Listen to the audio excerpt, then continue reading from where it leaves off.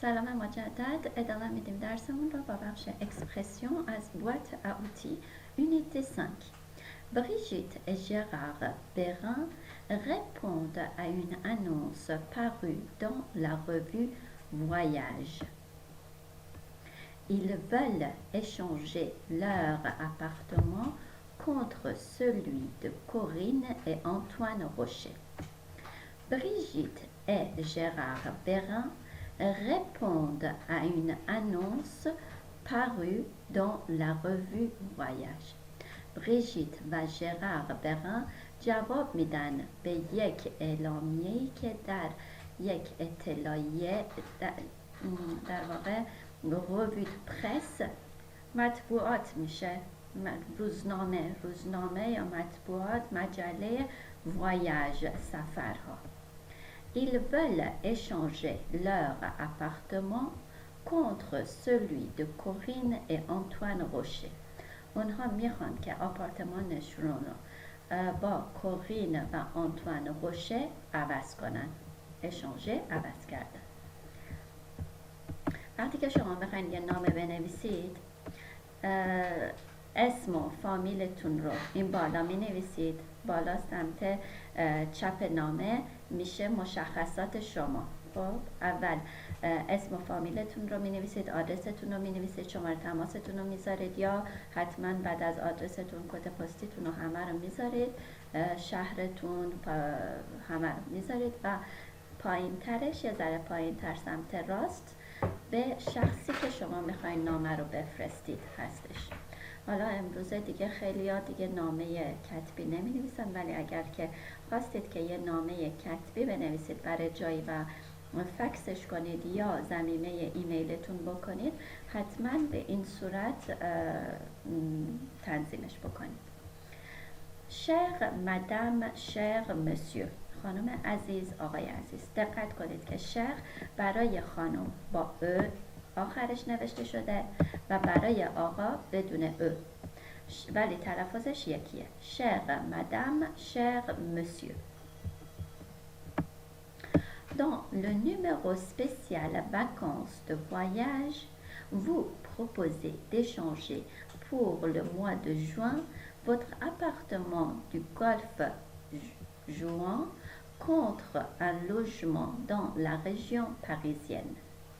Cette offre nous intéresse beaucoup et nous pensons que notre appartement de Sceaux est idéal pour les gens qui veulent visiter Paris. Nous habitons dans un quartier calme à quelques minutes à pied de la station du RER, c'est-à-dire à quelques minutes du quartier latin. Personnellement, nous recherchons un logement pas loin de la mer. Nous voulons visiter la région, mais nous voulons aussi pouvoir travailler. Nous préparons un concours pour l'automne. Et à l'hôtel, non seulement il n'y a pas beaucoup de place pour travailler, mais en plus c'est cher. Nous joignons une photo de notre immeuble et un plan de l'appartement. Si vous avez un chien, il n'y aura pas de problème. Tout le monde aime les animaux ici. Si vous pensez que notre appartement peut vous intéresser, écrivez-nous. Nous vous prions de croire, chère madame, cher monsieur, à l'expression de toute notre sympathie. Brigitte et Gérard Perrin. Chère madame, cher monsieur, خانم عزیز، آقای عزیز. Dans le numéro spécial vacances de voyage در شماره مخصوص یا اختصاصی تعطیلات در voyage، اسم مجلش هست voyage، سفرها. vous proposez d'échanger، شما پیشنهاد میکنید عوض کنید pour le mois de juin، برای ماه جوان، votre appartement du Golfe Juan یا جوان، چون که این بخش مال اسپانیا هم نزدیک اسپانیا هم هست، گلف خوان خونده میشه، ولی چون که زبان فرانسه هستش باید بگید گلف جوان. contre un logement dans la région parisienne. شما پیشنهاد میکنید برای ماه ژوئن آپارتمانتون را در گلف ژوئن با یک مکان استراحت در منطقه پاریسی عوض کنید. Cette offre nous intéresse beaucoup. این پیشنهاد خیلی مورد علاقه ما هستش. Et nous pensons que notre appartement de Sceaux est idéal pour des gens qui veulent visiter Paris. و فکر میکنیم که آپارتمان ما در سو یکی از مناطق نزدیک پاریس هستش. ببینید اینجا سو هستش، منطقه سو، و اینجا پاریس هستش. 29 دقیقه با ماشین فاصله داره. زیاد از هم دیگه دور نیستن. میخواستم که رو نقشه ببینید دقیقا سو کجاه. میگه که ما باور داریم که آپارتمانمون در سو برای کسانی که میخواهن از پاریس بازدید کنن عالیه. idéal عالیه. Nous habitons dans un quartier calme à quelques minutes à pied de la station RER. RER قطارهای پرسرعت رو بهش میگن RER.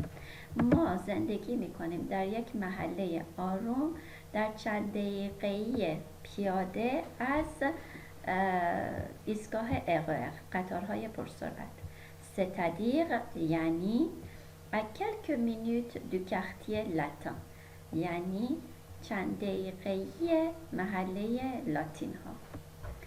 Personnellement شخصاً یعنی این بریژیت و ژرار برن nous recherchons un logement pas loin de la mer. دنبال یک مکان استراحت، لوژمان میشه مکان استراحت یا آپارتمان یا خونه، نه خیلی دور از دریا هستیم. دنبال یک مکان استراحت نه خیلی دور از دریا هستیم. Nous voulons visiter la région. میخوایم که از منطقه بازدید کنیم. Mais nous voulons aussi pouvoir travailler. اما میخوایم همچنین بتونیم که کار کنیم. Nous préparons un concours pour l'automne. برای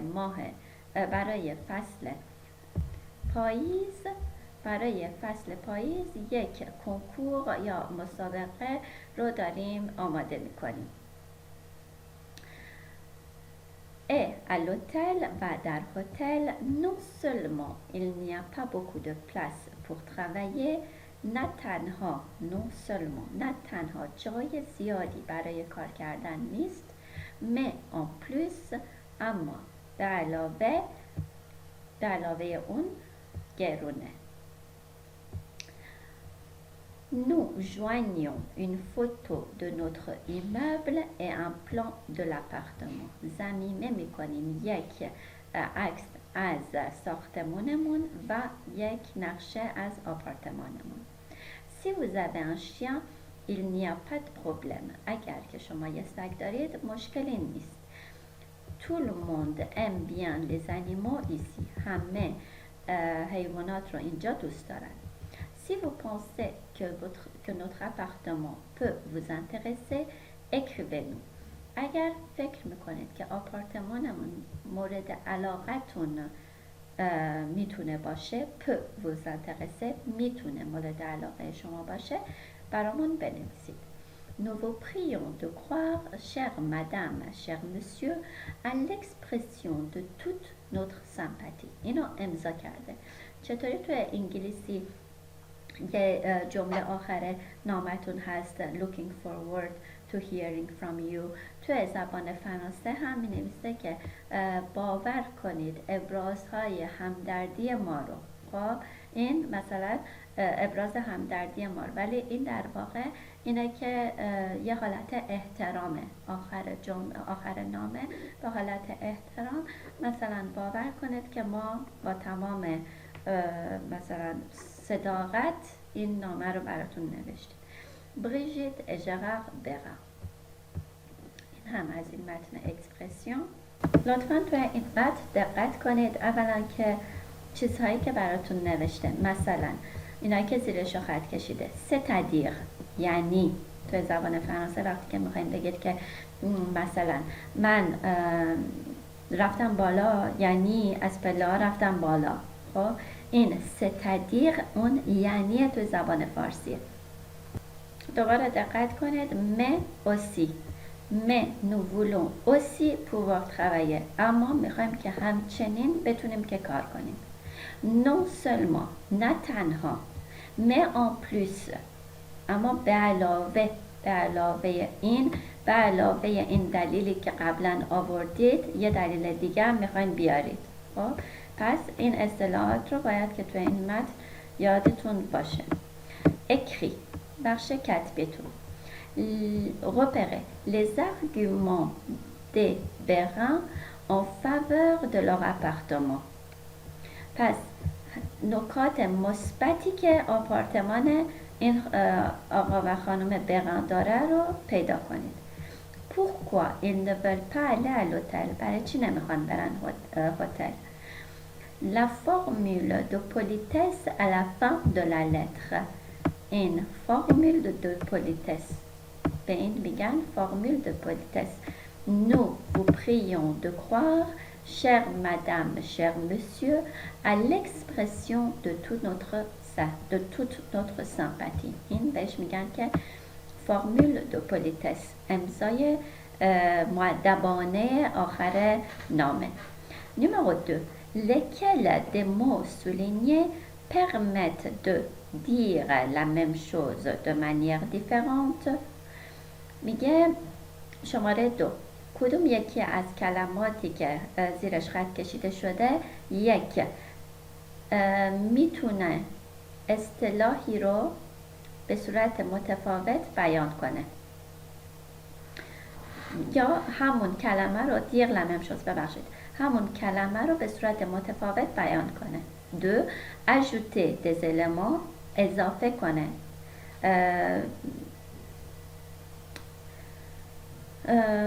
دلایلی رو اضافه کنه یا مواردی رو اضافه کنه. opposer des éléments، مواردی رو ضد هم بگه. opposer et ajouter des éléments، مواردی رو ضد هم و یا مواردی رو اضافه کنه یا ضد هم بیان بکنه. اینو ببینید dire la même chose de manière différente، c'est-à-dire یعنی. پس اینجا یعنی شما الان این متن رو گفتید à quelques minutes de la station RER، یعنی چند دقیقه منطقه لاتین ها. پس c'est-à-dire شماره یکتون میشه c'est-à-dire. numéro 2 ajouter des éléments، وقتی که میخواید مواردی رو به دلیلتون اضافه کنید. مثلا mais nous voulons aussi pouvoir travailler. opposer des éléments، non seulement برای opposer des éléments نه تنها جایی برای کار کردن نیست. non seulement il n'y a pas beaucoup de place pour travailler، نه تنها جای زیادی برای کار کردن نیست. این بخش mais en plus میشه opposer et ajouter des éléments. ajouter des éléments میشه mais en plus. خب پس opposer et ajouter des éléments mais en plus، هم منفی هم مثبت. اوکی. تمرین شماره 3 numéro 3 des étudiants étrangers veulent visiter votre pays. دانشجوهای خارجی میخوان که از کشورتون بازدید کنند. ils vous écrivent، برای شما می نویسن. vous leur répondez، شما بهشون پاسخ میدید. dites pourquoi ils devraient préférer votre région، بگید برای چی باید که منطقه شما رو ترجیح بدن. vous pouvez utiliser le plan suivant، میتونید از نمونه زیر استفاده کنید. اینترودکسیون. همیشه وقتی که شما میخواین که یه متنی رو بنویسید که توی این بخش کف کرم 2 که کتاب کف کرم 2 روی نوشتن شما کار میکنه، شما باید بدونید که یه متنی رو بنویسید، حتما توی متنتون اول مقدمه بیارید، ارگومانتون رو یعنی دلایلتون رو یا باز کردن بیشتر مقدمه رو توی پاراگراف بعدی میارید و توی پاراگراف سوم حتما باید که نتیجه گیری کنید. توی این درس شماره 5 به شما میگه که آخر نامتون یه فرمول de politesse، nous vous adressons nos sincères salutations، سلام های سانسر میشه از صمیم قلب، در واقع صمیمانه، سلام های صمیمانمون رو بهتون میرسونیم. خب اینا میگه که حتما پایان متنتون اینو بنویسید. پس میگه تو اینترودکسیون مقدمه en réponse de votre lettre، مثلا نامتون رو اینطوری شروع کنید و در جواب به نامتون نه مثلا من احساس میکنم که وقتی که شما میخواید کشور ما رو بازدید بکنید بهتره که بیاین از شیراز مثلا شروع کنید. nous avons appris que، یا میتونید که نامه رو اینطوری شروع کنید، ما متوجه شدیم که شما میخواین که مثلا از ایران بازدید بکنید، بهتره که بیاین مثلا از تهران شروع کنید برید طرف مثلا کرمان و کرمانشاه و اینا. یا بگید که میخواین از افغانستان nous avons appris que vous voulez visiter l'Afghanistan، venez visiter notre région کابل d'abord. خب مثلا بیاین اول از منطقه ما کابل شروع کنید، بعد دلایلتون رو میارید، argument notre région، منطقه ما مثلا چه چیزای دیدنی داره. توی conclusion نتیجه گیری، si vous pensez، si vous décidez de، si vous avez besoin d'information، اگر شما فکر میکنید، اگر تصمیم میگیرید که، اگر اطلاعات میخواین، اگر نیاز به اطلاعات دارید، خب میتونید اینا رو بنویسید و در نتیجه در آخر نامه حتما از فرمول دو پولیتس، یک خداحافظی مؤدبانه استفاده کنید. تو بخش شفاییتون نمرو 4، des amis veulent passer leurs vacances au Canada، دوستانی میخوان که تعطیلات خودشون رو در کانادا بگذرونن. vous leur conseillez de faire un échange d'appartement، شما بهشون پیشنهاد میکنید که با یک آپارتمان عوض کنن. mais il hésite، اما اونا در واقع تردید داشتن، hésiter یعنی تردید داشتن، il hésite اونا تردید دارن. vous cherchez des arguments pour les convaincre، شما دنبال دلایلی هستید برای متقاعد کردن اونها. à deux préparer et jouer la scène، دو نفری آماده کنید و این صحنه رو بازی کنید. est-ce qu'on peut vraiment prêter son appartement à des inconnus، آیا واقعا میتونیم که آپارتمانمون رو به غریبه ها قرض بدیم؟ vont-ils s'occuper des plantes، آیا مراقب گلها خواهند بود؟ خب این هم از این. بریم سراغ ویدیو بعدی و 2 تا متن آخر درس 5 تون.